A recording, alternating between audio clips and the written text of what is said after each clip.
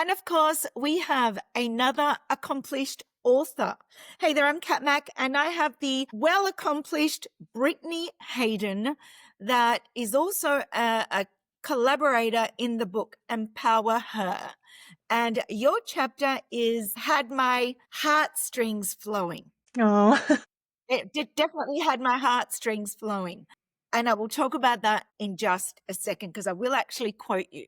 But before I do that, thank you so much for jumping on the couch with me. I would like to know, before I start, you are a certified family nurse and you are a functional medicine strategist, which in a second, I want you to tell me what exactly that is for people out there that don't know what you do. You restore women's vitality, my gut stuff, root cause stuff. I'm not entirely sure. And you're the founder of the Renovaré, did I say it correct? Renovaré. Yeah. Renovaré Yeah. Method. And you're also known as the Vitality Queen, like, hello, Vitality. Can you tell why the Vitality Queen and be exquisitely you philosophy, which is what I love. So I think that's where the heart thing kind of came about. So if you'd like to touch on what you do, I would Okay. love to hear more about it.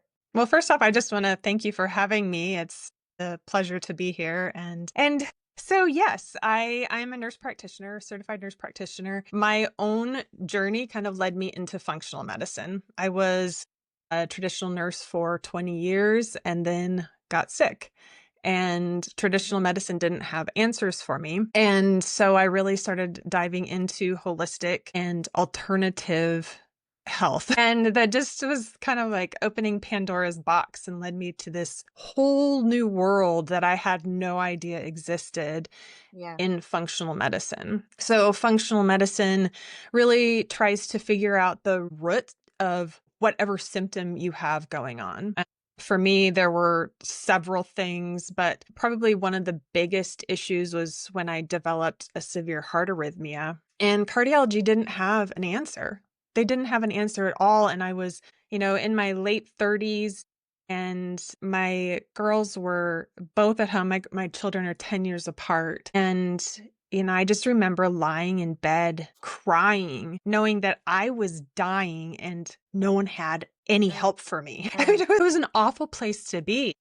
I could just imagine, and you write about this in your chapter quite Yes. deeply. And that would have been so frustrating. I mean, to no disrespect to Western medicine, because you were in the system for a long time. How did you work it out? It was an act of God. I just happened to mention to a friend that was battling her own health issues. She had Lyme disease, and she had tried to figure out things through traditional means as well as holistic. And she just happened to say one day, maybe it's, and like I said, we used to make fun of people that talked about parasites, but when you were so desperate for help, you were willing to try anything. And I started a random parasite cleanse, didn't know what on earth I was doing at all. And now I think back, I'm like, oh gosh, I would never have anyone do what I did. But I was so desperate that I was willing to take anything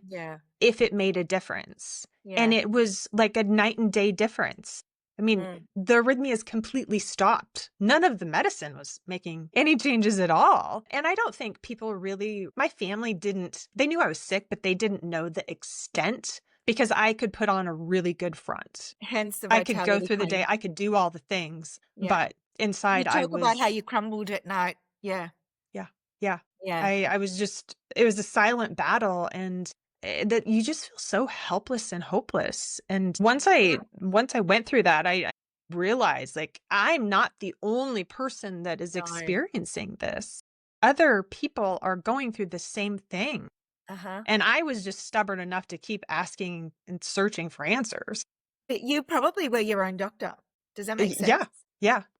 I mean, we talk about being your own advocate, Yeah. but this was taking advocacy to a whole new level. Yeah. So let me ask you, so what then led you to be an author and write your chapter in this powerful book? My youngest daughter had been prompting me to write a book. Oh, wow. She's kind of been on my case, encouraging me to do that for several well, probably a couple years now. And it just wasn't the right time. I mean, I had never written a book. I'd written a lot of things, scholastic papers, but never something to share with the world. And so when this opportunity came, I was like, okay, this is my sign. You put that message out there. And I knew that I had a lot to share with the world. And this is a good place to start. Well, it certainly is, because I'm going to quote you right now, Okay. based on what you just said. So, as I was reading your chapter, you wrote, I didn't always know who I was for a long time. I only knew how to become what others needed. And I'm like, that sounds like me. I'm like, and I love the fact that your legacy was at the end when you talked to your girls. Yeah. And this made me cry when you said, taught me to come home to come and to, what was it? Taught me to come home to myself. And I'm like, is she talking to me? Seriously? When I read that over and over again, and I've read it a few times, I'm like, every author, every chapter in this book has made an impact. And for me, doing this podcast with you guys is no mean feat. It's purely selfish on my behalf because I learn so much from you and your journeys and what you go through and how you do things, because we all have a story. Yeah. So, if you want to talk a little bit about that, I would love you to just expand when you said, I didn't always know who I was. I was just doing the thing, and you kind of touched on it just a second ago. Yeah. My whole life, and I'm guessing most people feel this way. You don't know who you are. Uh, Life is an evolution of who you're becoming. And I have always been on this search to be the better person, to be the better me. And through that, there are lots of good things that happened. But on the flip side, I was also never good enough. I could never accept me. I could never, fully love myself because I was always trying to be better for the most part, to make someone else love me, to make me feel like I was enough for them. And my girls, they are my everything. And I won't be able to talk about them without crying. They are incredible. Yeah, they're incredible humans. Absolutely incredible. And they have taught me so much about myself through trying to be the best for them, to teach them to be the mom that I needed, to be the teacher, the friend, the advisor, to be all of these roles, to give them everything possible to make them kind, caring, wonderful humans in this world. Yeah. And I catch myself listening to them and learning from them, and they can mirror back things to me that I can't necessarily see, but when I see something in them or they say something, it's like, oh, this is the lesson for me right now. And really acceptance. Me teaching them to love themselves was always my underlying theme for my girls. I wanted them to be better than I was. I wanted them to learn from my mistakes. I wanted them to just have the tools that I didn't have. And it's just been such a beautiful thing because I have been able to grow with them. And I know that they look up to me, but I look up to them. I love that. So on that note then, because we're talking about your girls, what would you say with all the stuff that you know now, what would you say to your younger 20-year-old self then? What advice would you give her? Oh gosh, my 20s, I was pregnant, single, and completely lost. And I was very broken in my 20s. And I would tell that 20-year-old version of myself going, you are doing the best you can and you're going to make it. Just keep putting one foot in front of the other. When things get so challenging and overwhelming, because they will get worse, just breathe and know that you are going to get through. Just breathe. So what was your greatest achievement thus far? That question, what has been one thing that you've been so proud of that you can say, God damn it, I did it? What would you say? There are God damn it. there are so many. Well, I'm just looking at the vitality queen. You know, I love your Be Exquisitely You philosophy. Just like my biggest brag for myself. Go for it, brag. Brag away. In one of my many life crises, after my oldest daughter graduated from high school, I mean, I finished my bachelor's and master's in 8 months in an accelerated program.